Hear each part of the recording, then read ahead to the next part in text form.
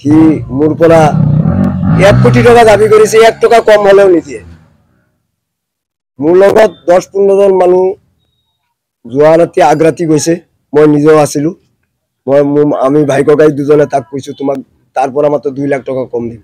কোনে দাবী কৰিলে? এমএলএ দাবী কৰিলে, কৈছে ইয়াৰ আশিক নাজাৰী, ইয়াৰ কম হলে তোমাক দিব নোৱাৰিম।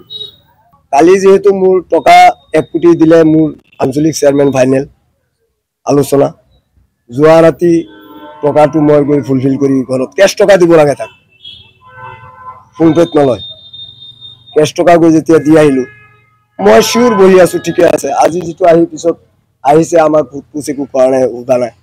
এতিয়া যিটো গম পালো মই আৰু এজনক 1.5 কোটি টকাৰ বিনিময়ত আঞ্চলিকটো দি দিছে। এতিয়াতো মোৰ কথা হ'ল মোৰ টকাখিনি ঘূৰাই দিব লাগে। মই তাৰ ঘৰৰ হ'ল ফণ্ডতে আছো। পাৰ্টি অফিচতো মই তলা লগাইছো। এইটো আমাৰ পইচাৰে দি আগতে আমাৰ এই সমষ্টিৰ পইচা দি কিনা, সেই ঘৰটো আগতে সমষ্টিৰ পইচা দি বনাই। ইয়াত তেখেতসকলৰ সম্পত্তি নাছিল। উলুবাৰীৰ মানুহ, উলুবাৰীত অৰিজিনেল ঘৰ আছিল। মোৰ নানাৰ ঘৰ উলুবাৰী। গতিকে মোৰ দুখৰ কোনো কথা নহয়। মোৰ আৰু মোৰ ভাগিনৰ এই MP ইলেকশ্যনৰ পৰা 10 কোটি টকা কামৰ নামত নিছিল, সেইখিনি দিব লাগে।